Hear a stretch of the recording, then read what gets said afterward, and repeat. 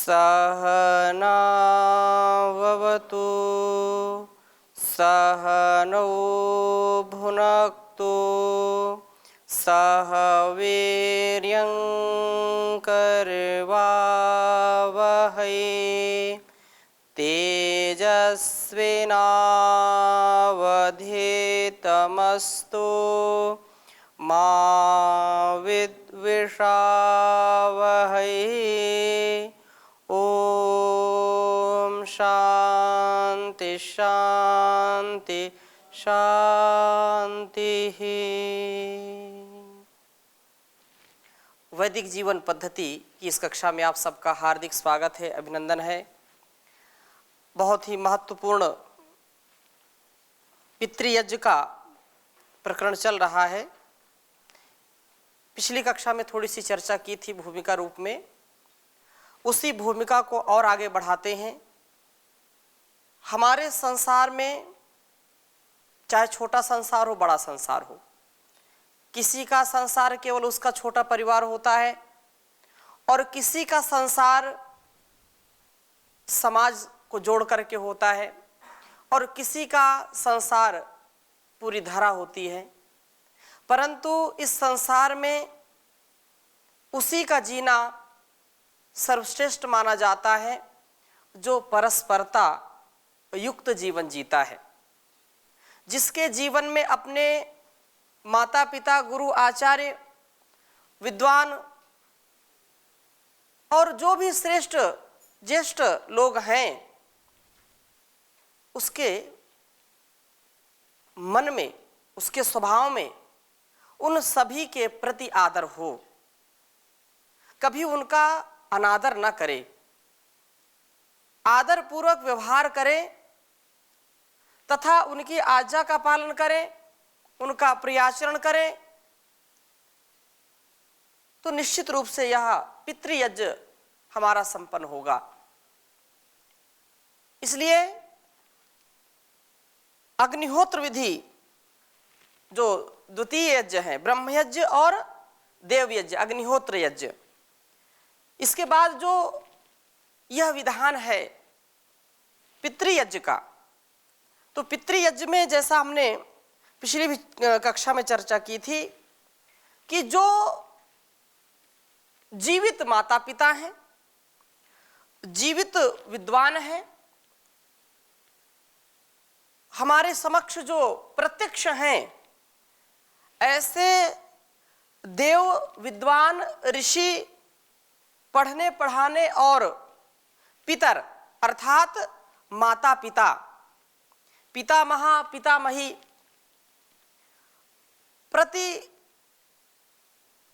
प्रपितामह प्रपितामही मतलब माता पिता, दादा दादी, परदादा परदादी, ये एक पावनी परंपरा है भारत की। विदेशी जो शिक्षा प्रणाली है, विदेशी जो संस्कार हैं, वहां ये परंपरा नहीं है। यहां तो दादा दादी, परदादा परदादी और भी इससे आगे हो सकते हैं। ये जो मिल करके रहना और सबकी सेवा शुश्रूषा, सबसे स्नेह प्रेम सौहार्द की जो परंपरा है वो केवल भारतवर्ष की है। यहां से लोगों ने सीख सीख करके अपने जीवन को श्रेष्ठ बनाने का प्रयास किया है। लेकिन पाश्चात्य जो परिवार होते हैं वहां तो दादा दादी की बात छोड़िए, पिता भी यदि किसी का हो, पिता बिना तो होता नहीं, लेकिन प्रत्यक्ष रूप में वो पिता की सेवा कर रहा हो, ऐसा कोई सौभाग्यशाली परिवार होगा। नहीं तो पिता का ही नहीं पता और माता का भी नहीं पता। तो जहां माता पिता का ही नहीं पता है तो ऐसी संतान पितृयज्ञ क्या करेगी? वो पता ही नहीं ये भी एक परंपरा, ये भी एक यज्ञ है। परंतु भारतवर्ष का जो स्वर्णिम काल था वह आज के वर्तमान भारत जैसा नहीं था। अपवाद में ऐसे जिस श्रेष्ठ समुन्नत जीवन जीने वाले परिवार भी हैं, उनका सदा मान करना चाहिए, सम्मान करना चाहिए। लेकिन अधिकांश परिवार आज टूटते नजर आते हैं। सबके अंदर एक घृणा, एक अशांति का भाव, और जो अशांत होगा, घृणा से युक्त होगा, जिसके मन में क्रोध होगा, काम होगा, वो कभी एक श्रेष्ठ याजिक नहीं बन सकता है। माता पिता या अपने दादा दादी का कैसे वो सम्मान कर सकता है, क्योंकि उसके अंदर दूसरा कोई कीड़ा काम कर रहा है, कोई उसके अंदर रोग काम कर रहा है। उसकी औषधि कितना भी कोई बाहर प्रयास करे नहीं मिलेगी। उसकी सच्ची औषधि वैदिक जीवन पद्धति है। उसकी सच्ची औषधि पंच महायज्ञ है। उसकी सच्ची औषधि अष्टांग योगमय जीवन है। उसकी सच्ची जीवन जीने की कला केवल वैदिक वांग्मय में, वैदिक परंपरा में, वेद उपनिषद दर्शन आदि की परंपरा में ही वह अपने जीवन को इस प्रकार से जी सकता है। इसलिए जो वृद्ध बांधव बंधु हैं, ज्ञानी परम योगियों की प्रत्यक्ष विद्यमान है, जो उनकी सेवा करना ही पितृयज्ञ है। और पिछली कक्षा में हमने चर्चा की थी, एक श्राद्ध एक तर्पण है। तो श्राद्ध जो श्रद्धा पूर्वक किया जाए, और तर्पण वो है जो तृप्त करता हो, जो हमारे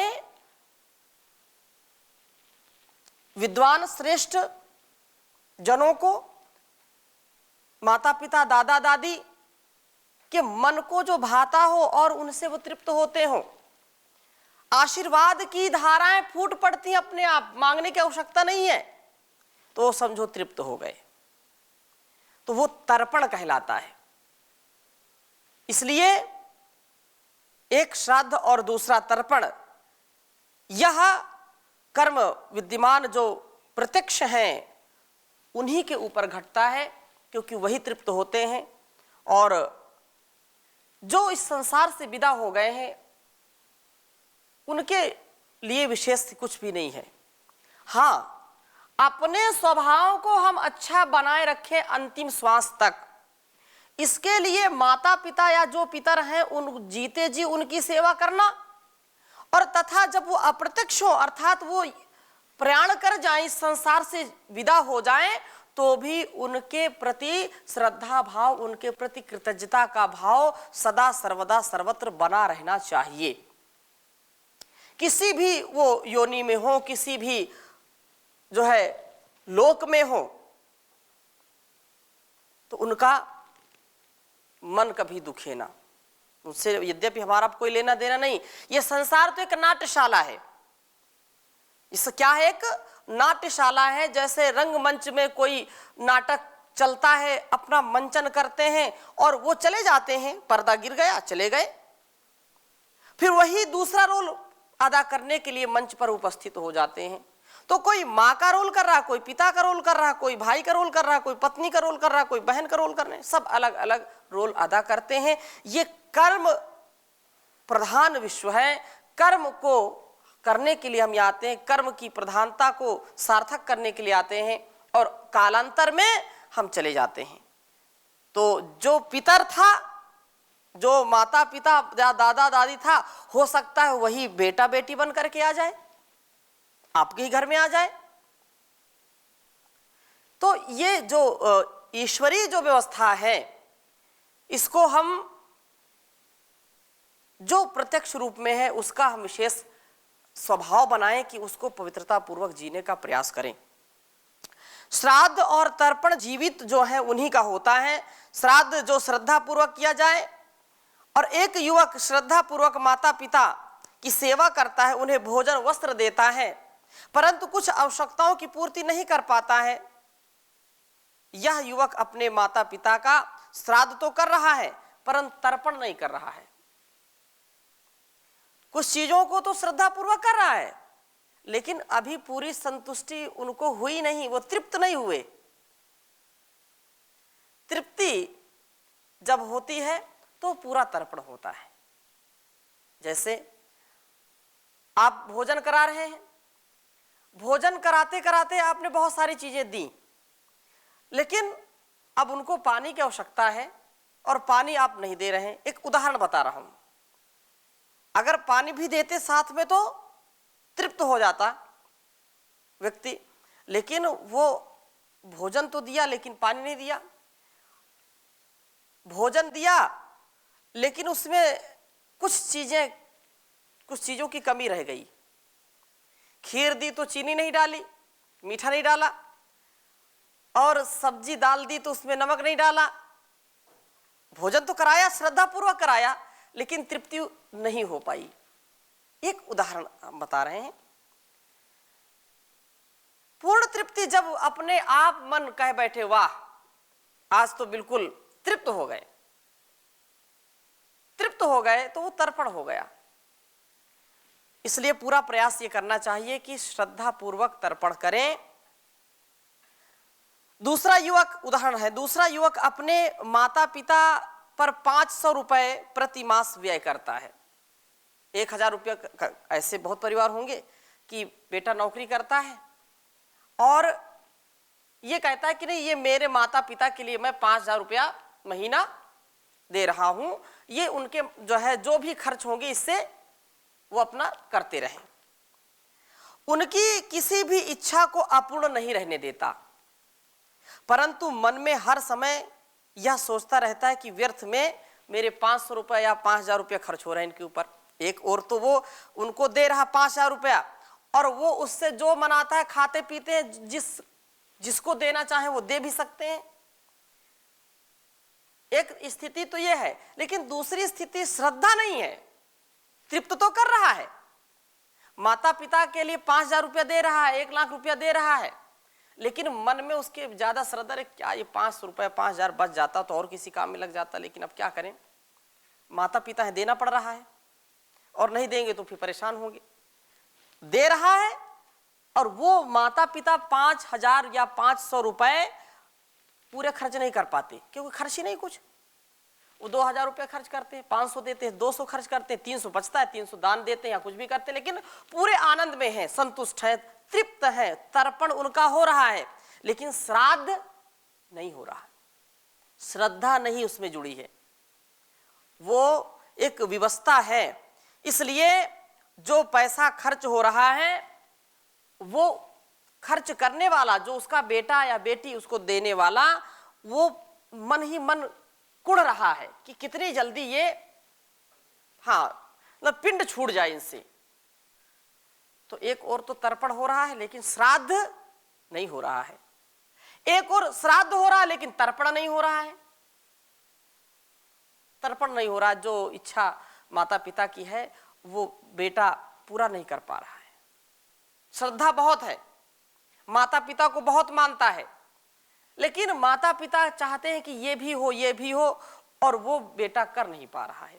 एक और तो ये है कि भौतिक इच्छाओं की चाहना है माता पिता की, तो कोई भी ऐसा माता पिता, कोई बिरले ऐसे होंगे कि अपने माता पिता की इच्छा पूरी कर पाए, लेकिन ऐसे बिरले माता पिता भी हैं जो अपने संतानों से पूर्ण तृप्त हैं और उनकी संतानें भी पूरी श्रद्धा पूर्वक उनका श्राद्ध कर रहे हैं, श्रद्धा से लगे कि माता पिता को कष्ट नहीं होना चाहिए, मुझको कष्ट हो जाए तो कोई बात नहीं, मुझको भोजन ना मिले लेकिन माता पिता को सबसे पहले भोजन मिलना चाहिए। और जो पैसा लगे किसी भी कार्य के लिए कहते हैं पैसा दीजिए, क्यों? क्योंकि आज मेरा जो अस्तित्व है, जो मैं पैसा कमाने में समर्थ हूं, धन दौलत, मेरे अंदर शरीर का बल है, मेरे अंदर बौद्धिक बल है, मेरे समाज के प्रति लोगों का मेरे प्रति बहुत उदार हृदय है, तो सामाजिक बल है, धन बल है, लेकिन उस बल के पीछे जो माता पिता ने मुझको बल दिया है वो सबसे मूल है। इसलिए जो कुछ भी मेरे पास है वो माता पिता का दिया है, और माता पिता के प्रति मेरा जो कर्तव्य मैं उसको करूंगा अंतिम श्वास तक। तो वो श्रद्धा भी है उसकी और वो तृप्त भी कर रहा है, तो उनका सच्चे रूप में श्राद्ध और तर्पण हो रहा है। चाहे माता पिता जो है अगर नहीं है, सशरीर अप्रत्यक्ष प्रयाण कर गए संसार से, तो भी ऐसे माता पिता धन्य हैं जिनके पुत्र और पुत्रियां अंतिम श्वास तक अपने माता पिता के प्रति कृतज्ञ रहते हैं। अतः पितृयज्ञ में जहां जो संबंधी सगोत्र आदि की सेवा शुश्रूषा का विधान है, वहां उन विशिष्ट विद्वानों की सेवा सत्कार का भी विधान है, जिससे गृहस्थों को धर्म अर्थ काम और मोक्ष की शिक्षा प्राप्त होती है। माता पिता के साथ साथ वह इस समाज में जो श्रेष्ठ विद्वान हैं, जो धर्म का आचरण करते हैं तथा दूसरों के लिए भी उसको बताते हैं, उसका रहस्य उद्घाटन करते हैं, तो वो लोग भी हमारे लिए पूजनीय हैं, हमारे लिए वह अनुकरणीय है। इसलिए माता पिता का ऋण हम कभी चुका नहीं सकते। मातृऋण, पितृऋण और ऋषि ऋण, इनसे हम कभी उऋण नहीं हो सकते हैं। ये जो जीवन है, महर्षि दयानंद लिखते हैं कि मातृमान पितृमान आचार्यवान पुरुषो वेद। ठीक है, इसलिए कहा, मैं लिख देता हूं इसको। और उपनिषदों का भी ये विशेष उपदेश हमारे लिए है कि जिसने माता पिता गुरु आचार्य को अपना इष्ट माना है, अर्थात उनके प्रति सदा कृतज्ञता ज्ञापित की है, वह धन्य संतान है। तो महर्षि लिखते हैं मातृमान पितृमान आचार्यवान पुरुषो वेद।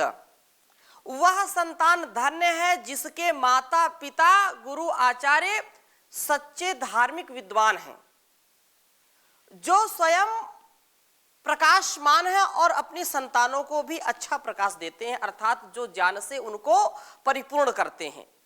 तो हम अपनी उंगली अपने माता पिता को दे करके बड़े हुए हैं, उनकी उंगली पकड़ करके हमने अपने जीवन की यात्रा आरंभ की है।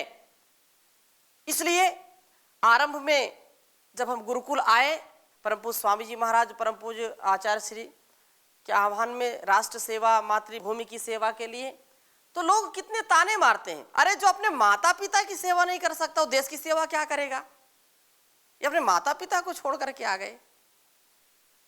लेकिन एक माँ, जैसे अभी आगे इसकी, क्योंकि मैं अभी भूमिका ही चला रहा हूं, विशद इसकी चर्चा हम करेंगे कि कितना गौरव है हमको कि हम ऐसे माता पिता गुरु आचार्य, ऐसे श्रेष्ठ विद्वानों के मार्गदर्शन में अपने जीवन को श्रेष्ठ बनाते हैं। तो क्योंकि जातस्य ही ध्रुव मृत्यु, जिसका जन्म है उसकी मृत्यु होगी होगी। जब हम यहां आए तो माता जी का जो है बहुत ज्यादा वो था, क्योंकि ममता होती, तो कुछ दिन बाद वो रुग्ण हो गए और फिर उनका शरीर पूरा हो गया। तो लोगों ने पूछा कि तुम्हारे कारण तुम्हारी माता जी का जो है स्वर्गवास हुआ, देहांत हुआ, आप इसके मूल में है। मैंने कहा कि जीवन लेना और जीवन देना ये तो विधाता का काम है, जो आया है सो जाएगा। लेकिन जहां मां की बात रही, क्योंकि यहां पर मातृऋण और पितृऋण की चर्चा, इसलिए इस प्रसंग को मैं अपने से उदाहरण देकर के बताता हूं। और ये सबके जीवन में घटित होता है, कोई उसको अनुभव करे या अनुभव ना करे। हम सभी अपने माता पिता से कभी जुदा नहीं हो सकते, कभी अलग नहीं हो सकते। क्यों? क्योंकि मेरी धमनियों में जो रक्त बह रहा है वो किसका है? मां का है। मेरे अंदर जो संस्कार है वो किसके हैं? माता पिता के तो संस्कार हैं। तो मां से कोई अलग नहीं हो सकता। हां, जब उसका जीवन नहीं रहेगा तब तो अलग हो जाएगा। इसलिए माता पिता का दिल कभी नहीं दुखाना चाहिए। अंतिम श्वास तक भी हम मां के उपकार का कभी बदला नहीं दे सकते, कभी उसको हम ये नहीं करें हमने चुकता कर दिया।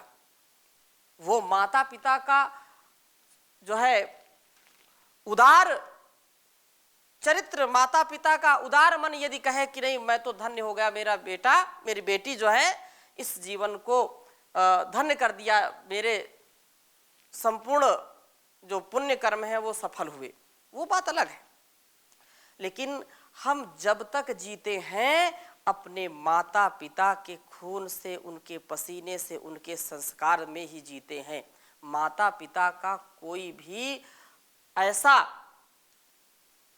कार्य, माता पिता का ऐसा कोई भी संस्कार, ऐसा कोई भी प्यार जो हमसे अलग हो, कोई हो नहीं सकता है। इसलिए ये जीने की बात है कि माता पिता केवल ऐसा नहीं कि जीते जी उनकी हमने सेवा कर दी बहुत हो गया, अब कुछ नहीं है उनके लिए, ना, जब तक हम अंतिम श्वास ले रहे हैं तब तक उनका अनुभव करना चाहिए, तब तक उनके द्वारा दिए गए संस्कार का सम्मान करना चाहिए। ये सच्ची भक्ति है, ये सच्चा यज्ञ है, पितृयज्ञ ये है। क्योंकि मेरी जो वाणी मां नहीं है, लेकिन मां मेरे साथ हमेशा है। माता पिता गुरु आचार्य शरीर से भले ही ना हो, लेकिन वो हमारे साथ सदा होते हैं। तो इसलिए ऋषियों ने कहा मातृदेवो भव,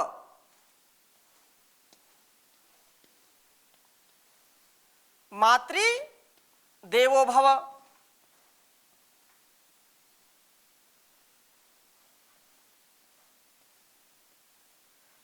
पितृदेवो भव।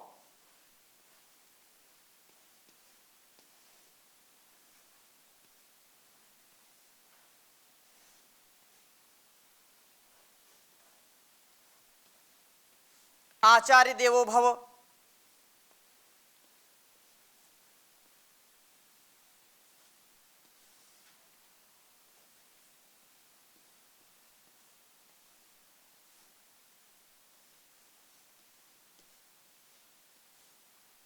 इसके बाद और हम अन्य यज्ञ की बात करेंगे तो उसमें फिर अतिथि देवो भव, राष्ट्र देवो भव आदि आएगा। अभी हम यहां पर केंद्रित हैं। तो मां सबसे ऊपर है, मां की ममता की कोई समता संसार में कर नहीं सकता। मां वो अस्तित्व है, मां वो देवत्व का जीता जागता या उस ईश्वर की प्रतिकृति है, प्रतिरूप है, वो जो हमको जीना सिखाती है, हमको पालती पोसती है, हमको पुष्पित और पल्लवित करती है। इसलिए ऋषियों ने कहा मातृदेवो भव। संसार में सबसे पहला गुरु कोई है तो कौन है? वो मां है। उससे बड़ा सौभाग्यशाली कोई संतान हो नहीं सकता जिसने अपनी मां से सारी शिक्षाएं पाई हैं। चाहे कोई भी महापुरुष हो, योगेश्वर श्री कृष्ण हो, भगवान श्री रामचंद्र जी हो, छत्रपति शिवाजी हो, महाराणा हो या लक्ष्मीबाई हो, गार्गी, मदालसा, मैत्रेयी, जितने भी वीर वीरांगनाएं, ऋषि ऋषिकाएं हुई हैं, उनके मूल में सबसे पहले उन्होंने अपनी मां से शिक्षा पाई है। अगर उन्होंने ऐसी शिक्षा दीक्षा ना दी होती, ऐसे संस्कारों से उनको पुष्पित पल्लवित न किया होता, तो शायद इतने बड़े महापुरुष नहीं बनते। जो भी वीर हुए हैं, ये जो 16 संस्कारों की चर्चा है, उसकी भी चर्चा हम आगे कभी करेंगे। तो 16 संस्कारों में मां के गर्भ से ही संस्कार शुरू हो जाता है। गर्भाधान से लेकर के पुंसवन सीमांतोनयन आदि संस्कारों में, और फिर इसके बाद नामकरण, जात कर्म, जो भी संस्कार हैं, जो गुरुकुल जाने से पहले होते हैं उनमें सबसे बड़ी भूमिका किसकी होती है? मां की होती है, माता की भूमिका होती है। इसलिए कहते हैं माता निर्माता भवती। माता क्या होती है? निर्मात्री होती है, निर्माता होती है। इसलिए मां सदा सर्वदा हमारे साथ रहती है। मां इस पृथ्वी पर परमात्मा का प्रतिरूप है। मां का दिल कभी नहीं दुखाना चाहिए, यह सच्ची याज्ञिक की पहचान है, यही पितृयज्ञ है। और भी हम इसकी आगे और चर्चा करेंगे विशद रूप से, अभी यहीं पर विराम देते हैं। बहुत अच्छा विषय है और हम इस वैदिक जीवन पद्धति से कुछ सीखें, अपने जीवन को प्रकाशित और प्रभावित करें। इस संसार में आए हैं तो कुछ करके जाएं, खाली हाथ आए हैं खाली हाथ जाएंगे, लेकिन कुछ संस्कार लेके आए हैं, कुछ संस्कार लेके जाएंगे। तो इन संस्कारों का परिष्कार हो, इसके लिए हमारा जो परिवार है उस परिवार में सदा प्यार रहे। ऐसी शुभकामनाओं के साथ, शुभ संकल्पों के साथ आज की कक्षा को यहीं पर विराम देते हैं। शेष चर्चा अगली कक्षा में करेंगे। ओम शांति शांति शांति।